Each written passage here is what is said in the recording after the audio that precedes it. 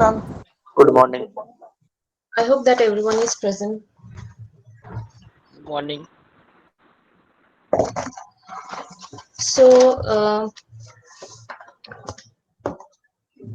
I'm Saida Shenaz. Okay, and today, basically, I'll be taking your English communicative classes. Yeah, so I'll be taking your English communicative classes. Since today is an introductory class, I'll be just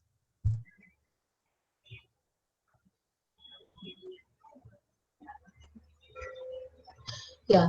So it's an introductory class. So I'll just introduce with to you with what you will be taught in these classes. And the theory portion would majorly be taught by Farhana. I'll be taking your grammatical classes, the classes on grammar and writing skills, writing and reading skills. So yeah, just wait a second. I think there are more people joining in. Then we'll start with the class.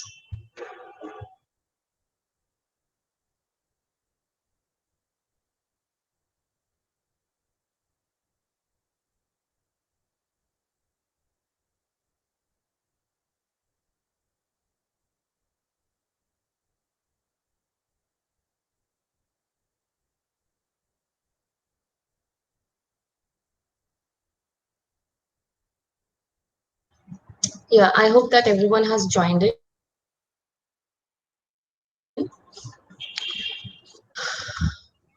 So,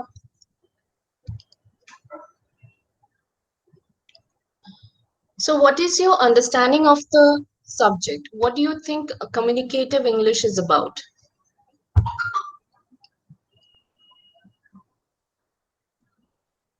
Anyone? Can anyone say that? Ma'am কোনো grammar বা writing skill সম্বন্ধে যে ক্লাসের মধ্যে আমরা জানতে পারি। Sorry? বলছি আমরা মানে গ্রামার বা রাইটিং স্কিলগুলো যেখান থেকে আমরা শিখতে পারি সেগুলো communicative English. Grammar, writing, what else? Writing skill. Writing skills, yeah, oigulo part, that is a part of the communicative. What is the আচ্ছা basis of learning communicative English? ma'am, communicative English is used for how we use English language for daily use, daily to daily use to communicate with each other or uh, for communication. Yes, How we use English language for communication to daily life in daily life. yes, absolutely right. So communicative English is taught to impart communicative English language, right? As Aswapizum said, yeah, it is he's partially correct that to hone the skills of communication, right? So it is second everyone is Ma'am, your voice is not clear to come. okay, Ma'am, okay. your voice is not coming. Okay.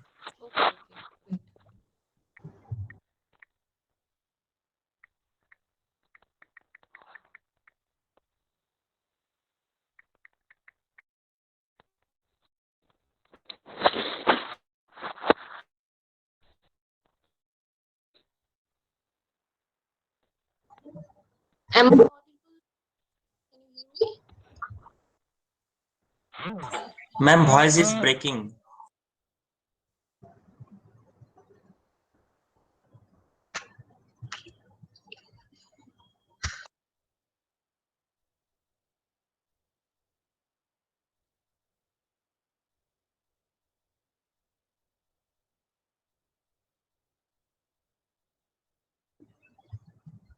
Is it still breaking? Can you hear me?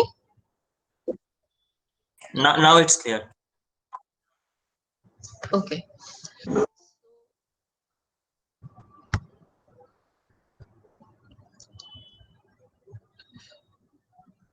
Okay.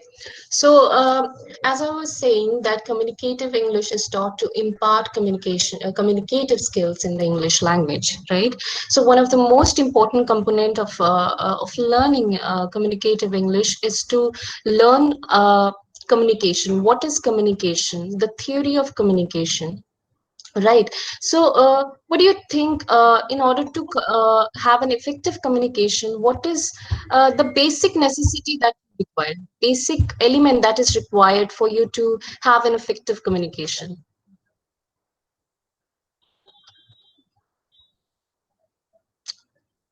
What do you think to have an effective communication? What is the basic thing that is required?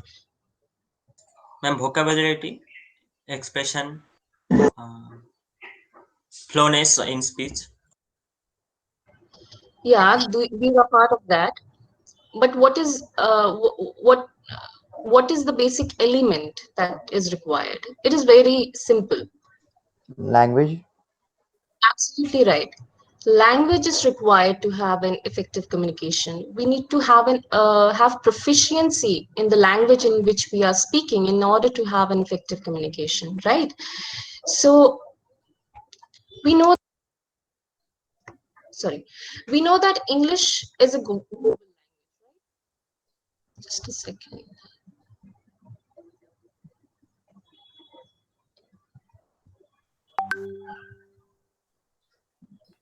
Okay, so English is a global language. It is predominantly used language worldwide, right? So in India, the use of language is pervasive, be it in public sphere, professional sector, for example, in job interviews, presentation, in your job, in your teaching.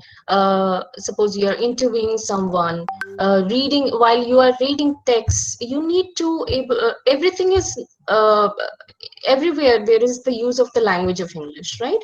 So hence it becomes very essential to read the language.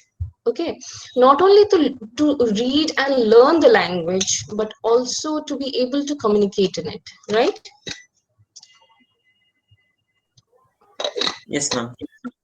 So in this subject, what we learn is different communicative skills, right? So we learn the writing skills, speaking skills, reading skills, right? Listening skills. In fact, we also learn the body languages, the non-verbal component of the communication, that how we are able to communicate non-verbally with our body language and so forth, right? So there are grammars which need to be taught, spoken English which need to be taught for speaking skills. There are comprehensions, right, which are required in the reading skills. Then there are listening skills, and so on and so forth. So in short, what is communicative English? Why is it necessary to understand communicative English? Is that it will impart you with communicative skills in English language, as said earlier. Also, it enables you to achieve language proficiency for social, interpersonal, and professional communication, right? So in your social, interpersonal, and professional life, in the language proficiency in English is required. So this subject will help you to achieve that, right? It will also enable you to comprehend and be comprehensible. That is, uh, it will enable you to understand others, not only to understand what others are saying or doing or communicating with you, but it will also enable you to be understood, right? So what you are saying, like, you will be able to uh, express yourself proficiently, right? So this is what communicative English is about. So do you have the syllabus with you?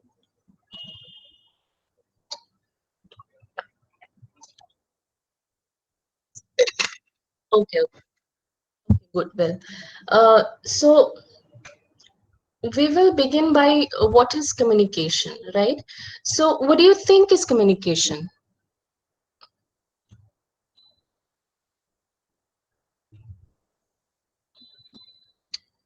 Can anyone say what is communication?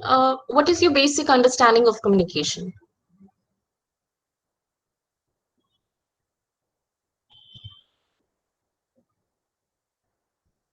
Anything, you can say anything, whatever comes to your mind.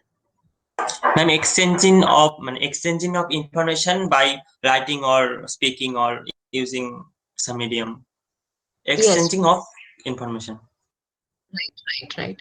So, if we trace the word communication etymologically, that means if we go from where the word communication is derived from, it is derived from the Latin term communis. Communis means common, right?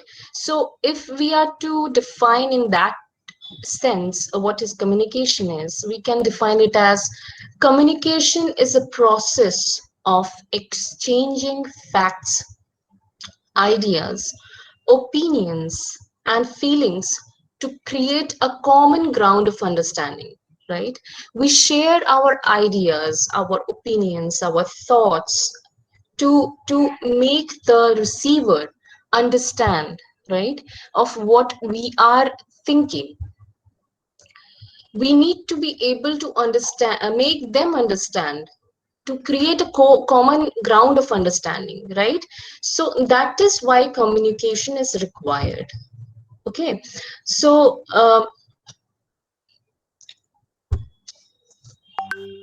we have in the process of communication, we have the formulation of message, right? Then the encoding of the message, right? Then there's transmission of the message, then decoding, and then feedback. So can you guess what is formulation of message, encoding? What is encoding? Can you guess by listening to the term? What do you understand by the term encoding in communication? If you are to use your common sense, what do you understand encoding is?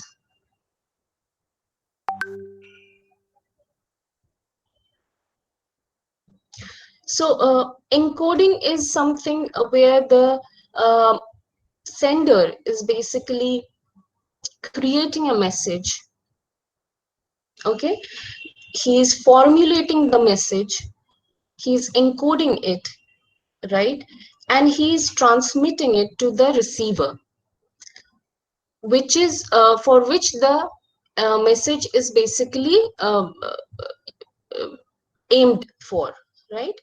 So after encoding the message is transmitted through a channel, right? Channel means medium, be it probably in mass communication we can see TV as the channel of the message. While you are emailing, we can tell that, we can say that email is the channel for your message. Probably the letters you are writing is the channel for your message, right?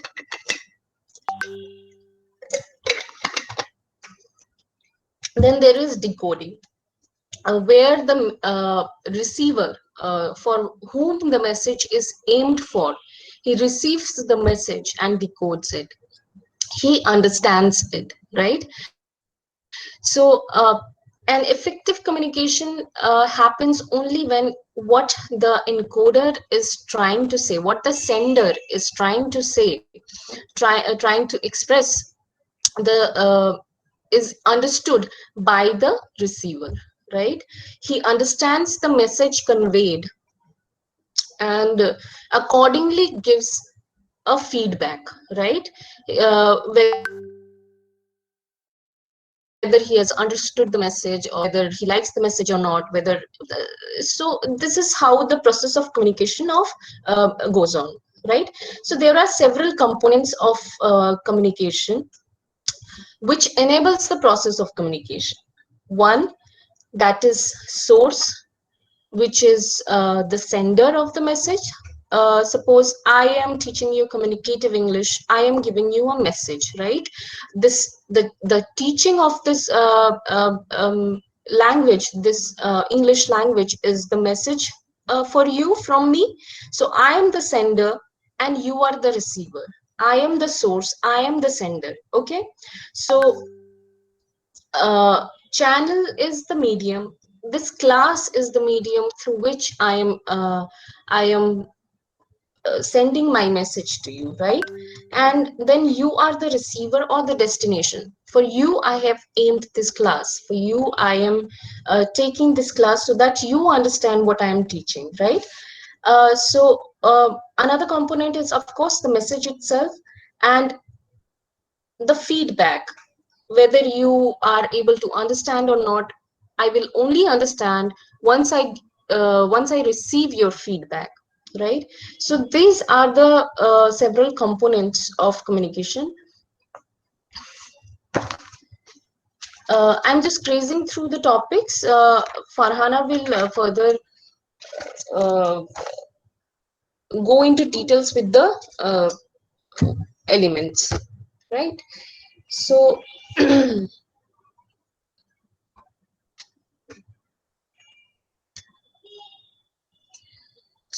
another thing, what is the objective of communication? The objective of communication is to motivate, inform, suggest, warn, order, change behavior, and establish better relationships with others, right? So these are the objectives of communication, and there are several types of communication. Just give me a second, I'll be right back.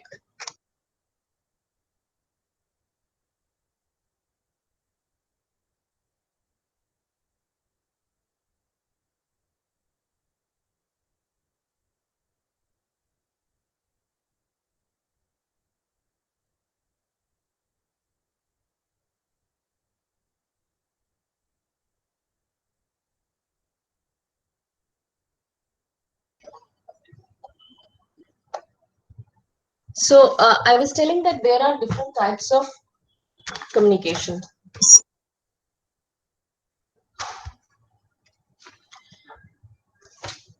Am I audible to you all? Yes, ma'am. Yes, ma'am. Can you understand what I'm saying? Yes. Yes, ma'am.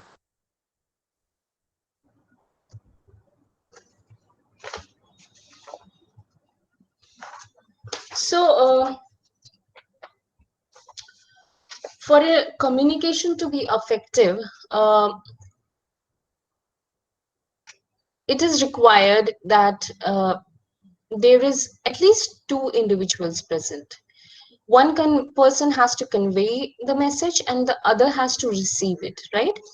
So, an effective communication involves minimum of two people. Okay, there should be a common language. Suppose if I teach you, I'm teaching you communicative English. If I teach you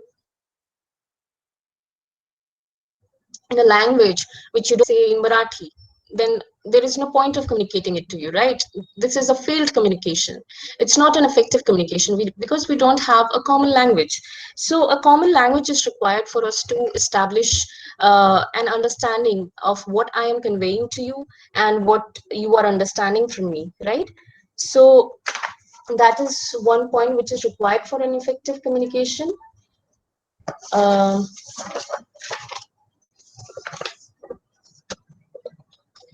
so there are different types of communication. One is the intrapersonal communication, that is intrapersonal, intrapersonal. Then there is interpersonal communication, right? Then there are group communication, mass communication, verbal communication, non-verbal communication,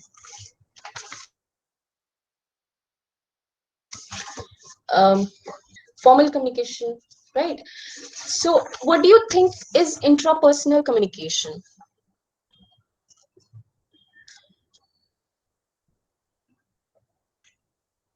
What do you think is intrapersonal communication? If you take it as an antonym to interpersonal communication, as the opposite of interpersonal communication, what do you think is intrapersonal communication?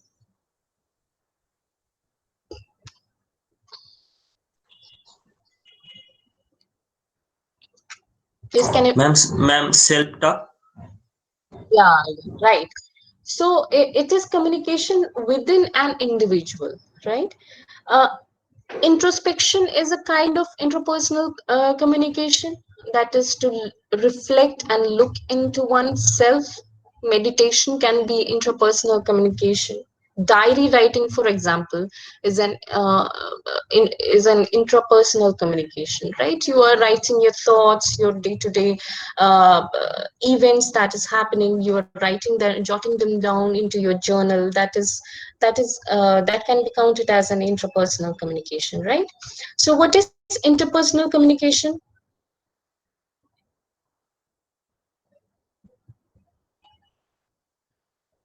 Can anyone say what is interpersonal communication? What do you think I'm is an just, I'm just opposite communication with others. sorry? I'm just opposite of communication with other Right. people. So interpersonal communication can be formal, right? Like a meeting or a conference, or private, right? Like with family members. But basically, it involves people, with other people. You're communicating with one or more people. That is interpersonal communication, right? Then there is verbal communication, right?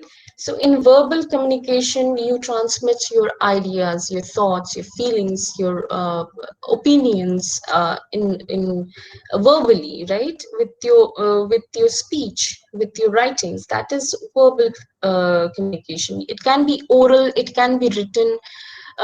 So that is one type of communication. Then there is non-verbal communication. So what do you understand by non-verbal communication?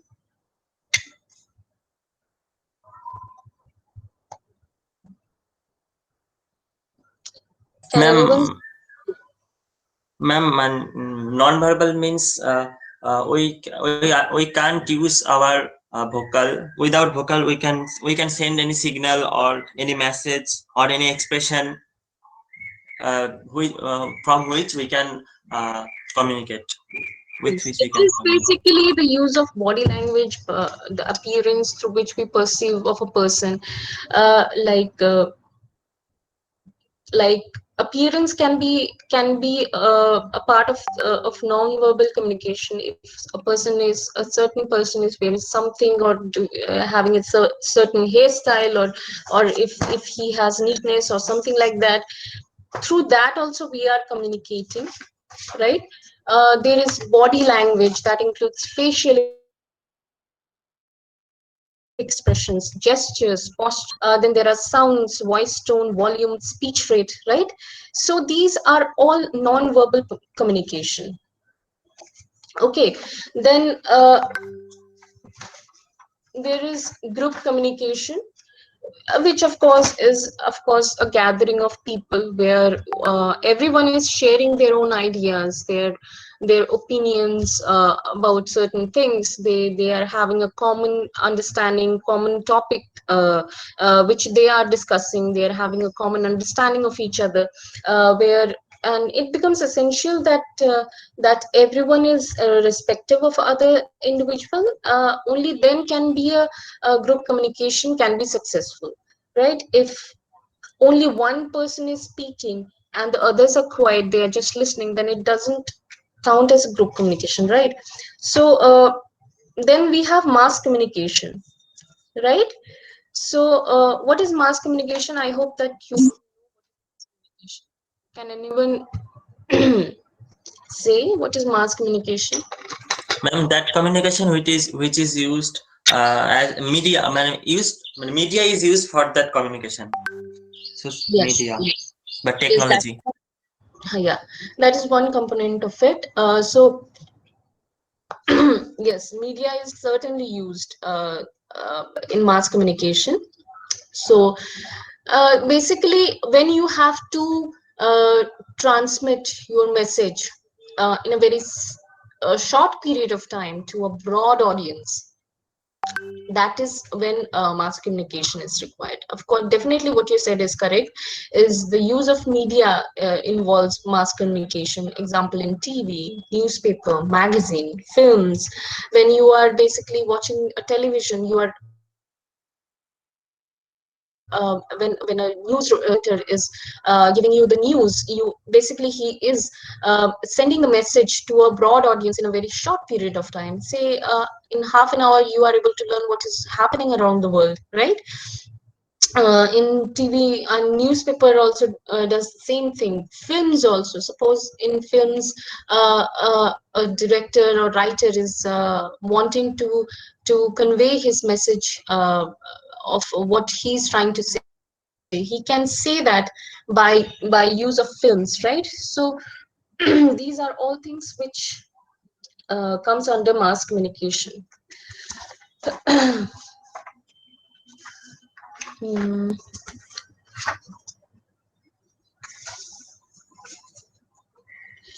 Then there is formal communication.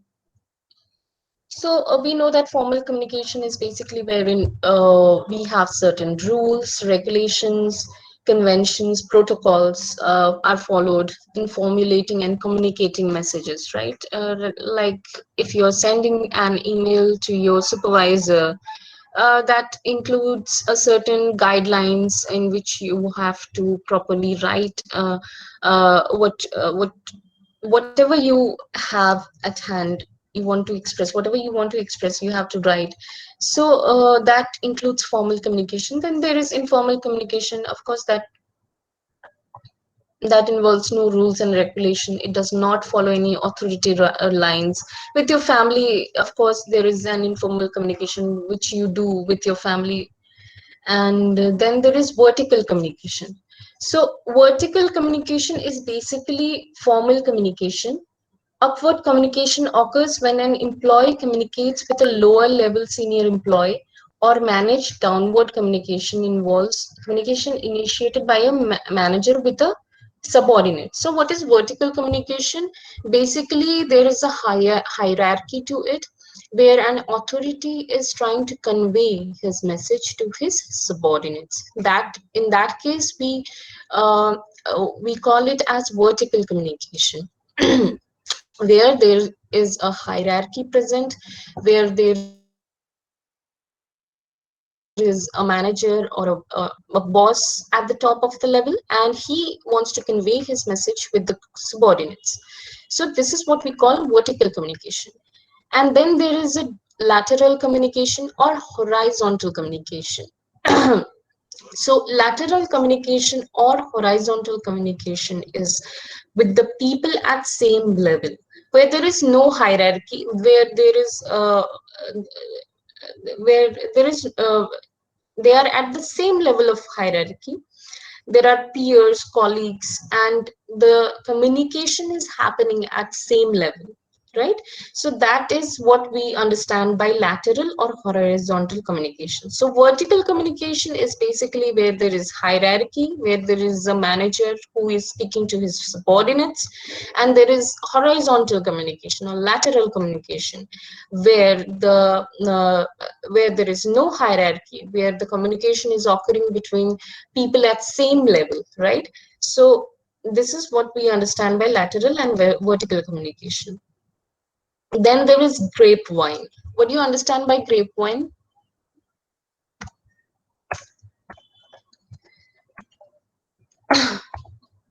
So one example of grapevine is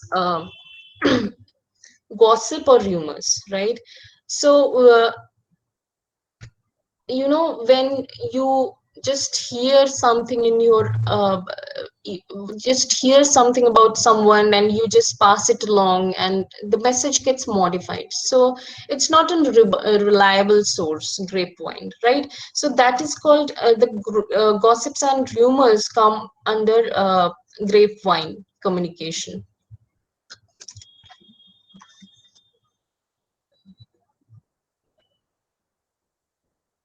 Okay, so before going on to grapevine further, going deeper into grapevine, what is diagonal? Another form of communication is diagonal communication. Like lateral communication is done at same level where the hierarchy is not present. Uh, but in diagonal uh, communication, the hierarchical bindings are removed. That is, of course, there are managers and there are subordinates, but the hierarchy which is used to for the flow of information, that is removed. Right? There is a free flow of information. The subordinate can freely talk to the manager. The manager can freely talk to the subordinates, or the employees can freely talk to the employer. So there is no hierarchical binding to it. So that is called diagonal communication. Okay, and grapevine is a form of diagonal communication. Nobody is that directly involved, accountable for the flow of information. Hence no one can be held responsible for it. So the manager needs to be skillful in handling this kind of information. So it is the work of the manager, that whatever information he is receiving, whether it is true or false, whether it should be passed on to others or not, he should filter out the information which he is receiving through grapevine. So these are the rough outline of the types of communication. Okay.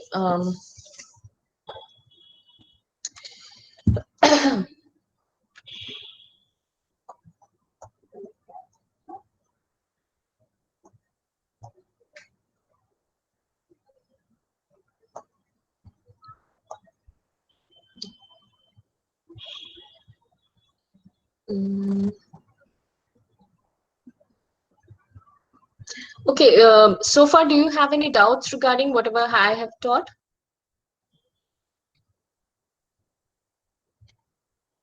Do you have any doubts? No, ma'am.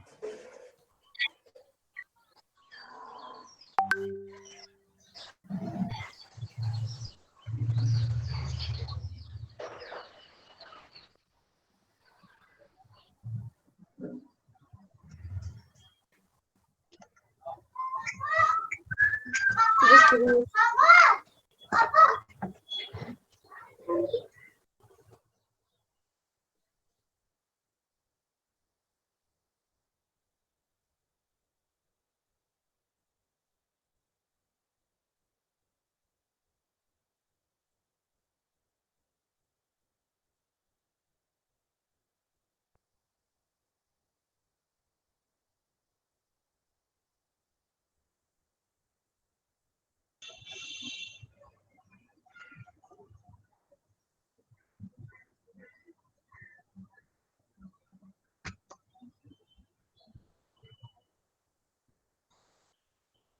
Just give me 2 minutes. I'll be right back. No problem, ma'am.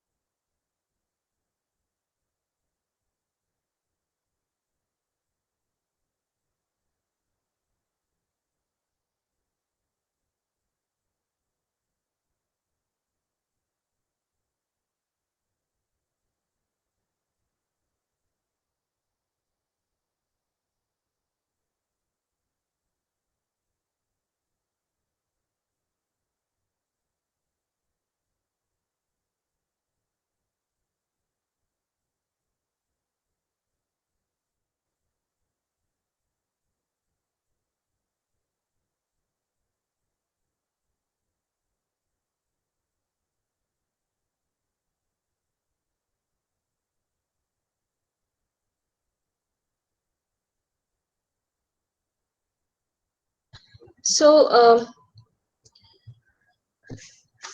we know that how it is important to have an effective communication. But sometimes you do several things, like you have a proper message formed, you send it through the right channel, the receiver receives the message, no sorry you send it through right channel, but the receiver doesn't receive the message properly, right?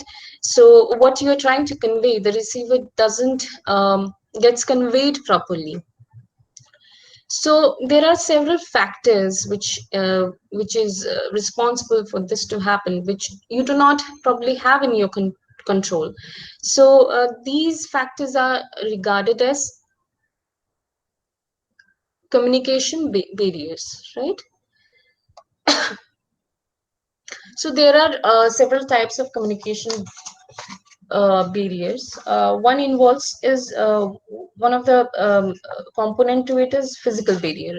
Okay, so what can what do you think, what is your understanding that of physical barriers? What are the things which can affect your communication?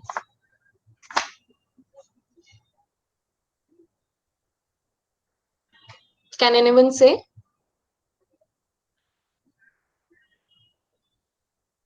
Suppose I'm teaching you in this class, right?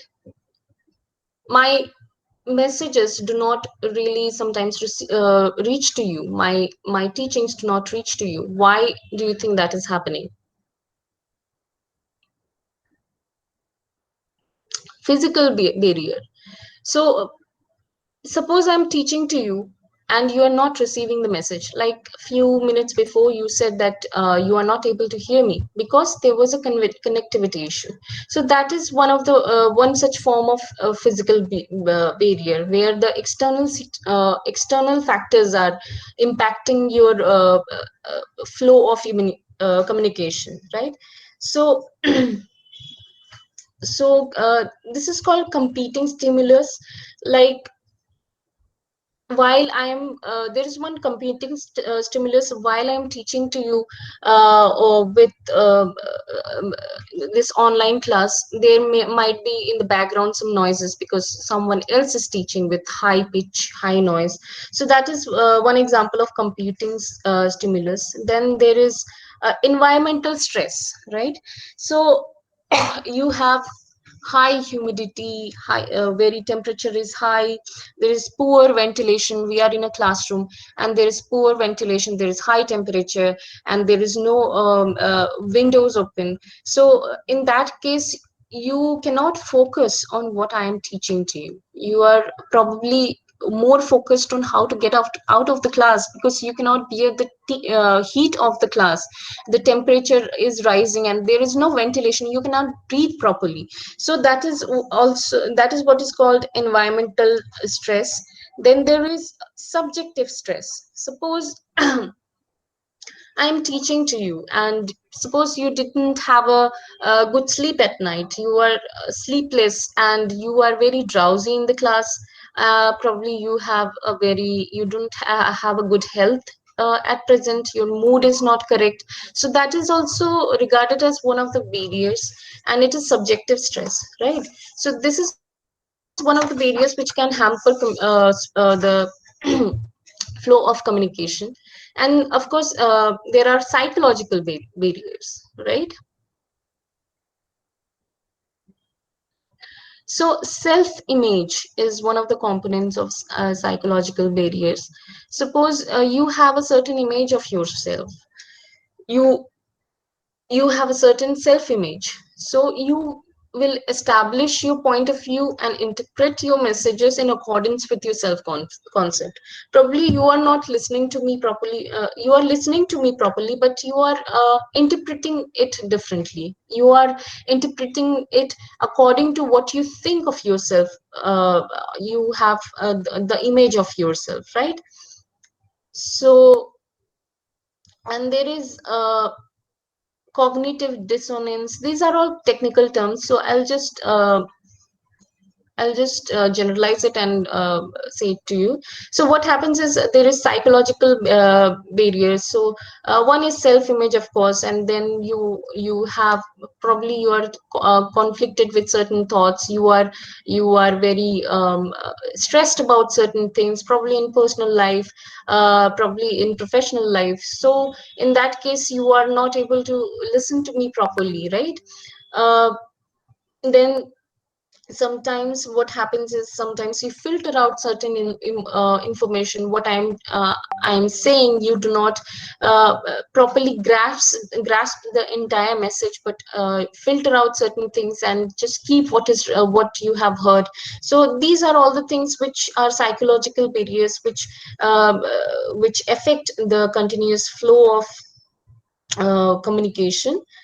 And then there is, of course, linguistic and cultural barriers. So suppose, as I said earlier, I have a different, I'm teaching to you in English, but if I suddenly teach to you in, say, Marathi or Malayalam, or in Gujarati, whatever it is, you won't be able to understand it because you don't know the language, and our languages are not common at that point of time. So it becomes a barrier. Even if, suppose I don't know this language, suppose I don't know English, so in that case, it won't convey to you properly. You won't be able to understand me properly because I'm not able to convey to you through my language, and I'm hard. It gets hard to explain to you in my language, right?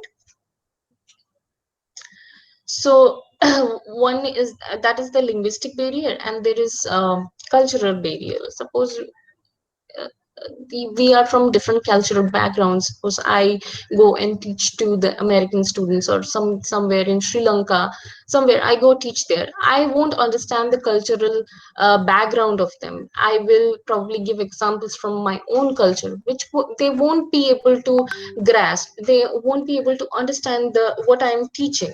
So that is what comes under linguistic and cultural barrier. And then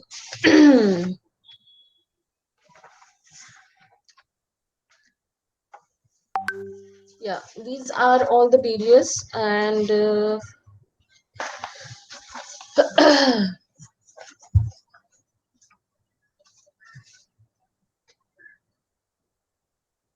hmm.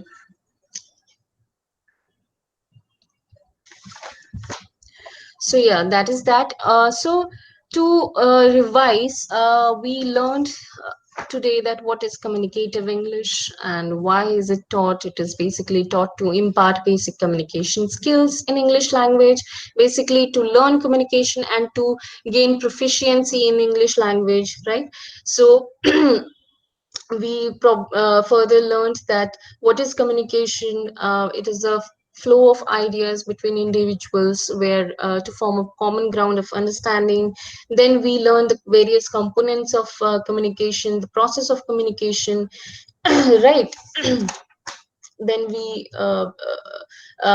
discussed about what we will be learning in the classes: the writing skills, speaking skills, reading skills, etc. Then different barriers of communication. Then we have learned about the different types of communication: intrapersonal, interpersonal, verbal, non-verbal, etc. So these are the things which we did in the class today. And I hope that you all have understood whatever I have taught in the class. It's just a rough understanding of what will be taught to you for from now on the classes. So I hope that you have understood the class today. Yes, ma'am, I understand. Yes, ma'am. Do you have any problem regarding whatever I taught today? Do you have any questions regarding that? Ma'am, I have question about notebook. About? Notes. Would you provide a notes? Okay, yeah, I'll be providing you with the notes.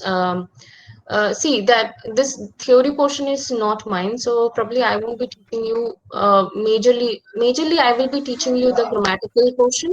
So Farhana will be teaching you this, but consider that you are getting notes, and this will be provided to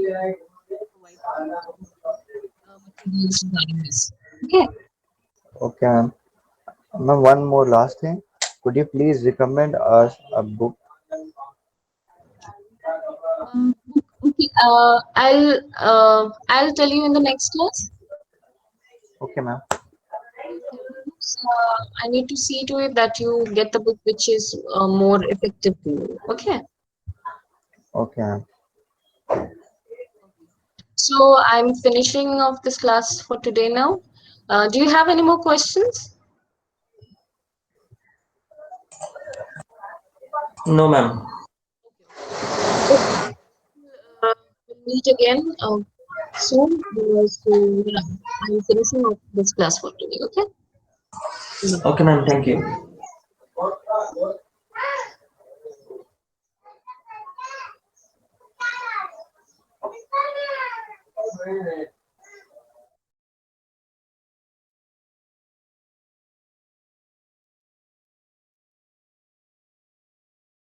Aryan, বললাম ওটা তো রেকর্ডিংটা তো post করে দিবি। আর আর হচ্ছে তোর next class তো হবে না মনে হয়, ম্যাথের তো স্যার ঠিক হয়নি এখন। হুম, ঠিক আছে।